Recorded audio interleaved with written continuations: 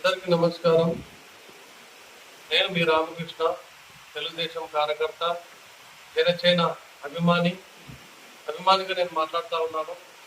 ప్రతి ఒక్కరికి నేను చెప్పొచ్చేది ఏమంటే, యూట్యూబ్లలో అనేకమైనటువంటి సర్వేల ప్రకారంగా మాట్లాడుతూ ఉన్నారు. కొన్ని సర్వేలు అనుకూలంగా ఉండి, కొన్ని సర్వేలు అనుకూలంగా లేవని చెప్తా ఉన్నారు. కానీ నేను చెప్పేది ఒకటే, ఖచ్చితంగా ఎలాంటి స్వార్థం లేకుండా నిస్వార్థంగా పనిచేసినటువంటి వ్యక్తి పవన్ కళ్యాణ్ గారు.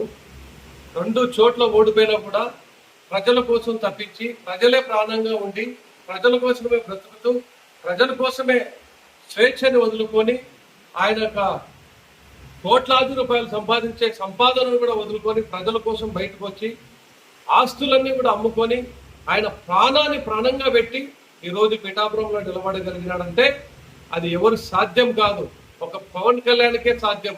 కనుక నేను ఒకటే చెప్తున్నా, పిఠాపురంలో ఆయన కష్టానికి ఈరోజు ఫలితం దొరకపోతా ఉంది.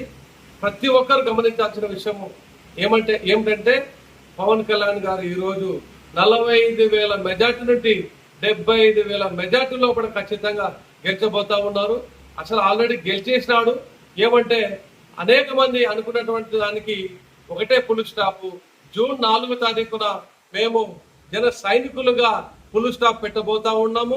తెలుగుదేశం కార్యకర్తలు కావచ్చు, బీజేపీ కార్యకర్తలు కావచ్చు, జన సైనికులు కావచ్చు, ప్రతి ఒక్కరు ఊకుమ్మడిగా కష్టపడి, వర్మ గారు పిఠాపురంలో కష్టపడి, మీ అందరం కూడా కష్టపడి పవన్ గెలుపుకి ప్రార్థనలు చేస్తూ, అనేక దేవుళ్లకు మొక్కుతూ ఈరోజు ఆయన గెలుపు ప్రతి ఒక్క దేవుడు ఆశీర్వదించాడని నమ్ముతూ ఖచ్చితంగా ఆయన గెలుపు తథ్యం, వైసీపీ ఓడిపోవడం తథ్యం అని చెప్పి ఈ సందర్భంగా నేను తెలియచ్చు.